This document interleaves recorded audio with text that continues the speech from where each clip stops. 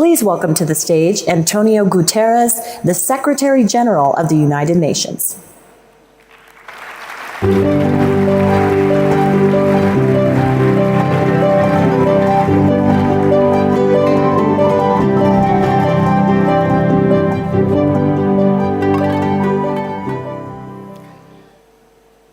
Excellencies and dear friends, we meet on the brink of climate chaos.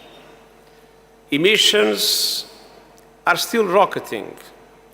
Climate impacts are still widening. And we are about to conclude the hottest year on record.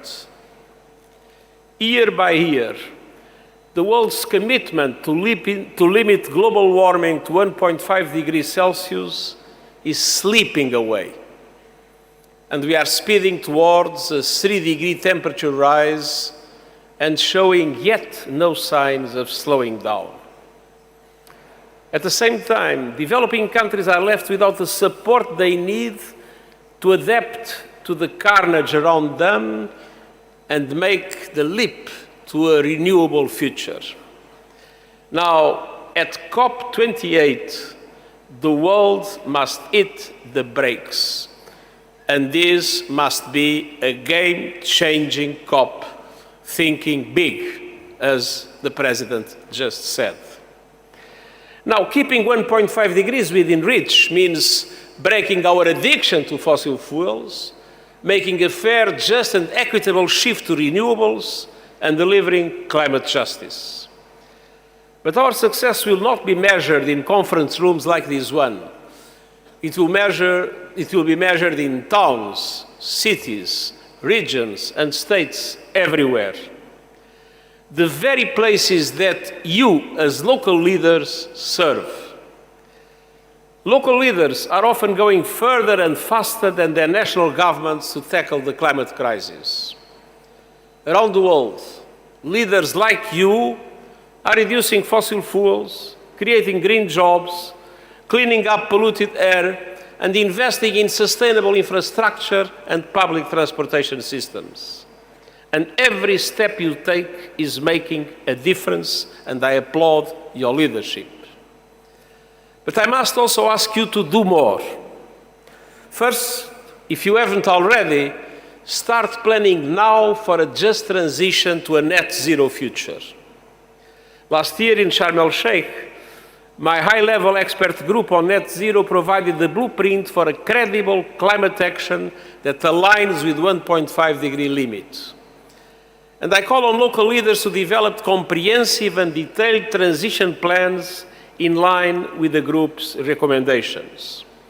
Recommendations against greenwashing or delays that do not make sense in the difficult times we are facing. So these plans must set measurable and verifiable targets to reduce greenhouse gas emissions across the board. And this includes all emissions for cities and regions, as well as all emissions originating from businesses, supply chains, and the investments of financial institutions. Second, I call on local leaders to demand a seat at the table as national governments develop climate policies and regulations. And that is particularly important as countries prepare to present their next round of national determined contributions in 2025.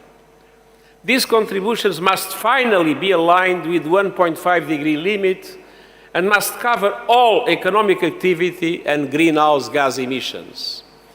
And they must reflect the finance, technology, support, and partnerships required to help your communities adapt and build resilience in the face of a changing climate.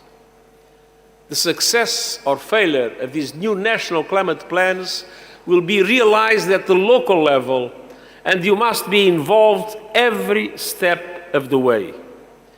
And I'm pleased to see that several members of my advisory group on local and regional governments are here today and are contributing to the discussion with concrete solutions.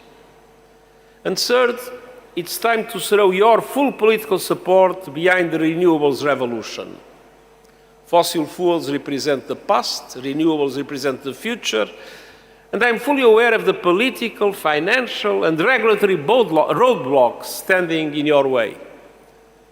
But the writing is on the wall. The world needs to commit to a clear time frame to phase out fossil fuels aligned with 1.5 degrees. And the COP28 global stockade must also result in commitment that will lead to tripling renewables, doubling energy efficiency, and bringing clean energy to all by 2030. And as local leaders, you can lead the way by investing in public transportation, infrastructure fueled by renewables, and prioritizing clean air and jobs in the green economy. Ending climate chaos and the multiple injustices that fuel it requires all hands on deck. Your citizens are counting on your leadership, so am I.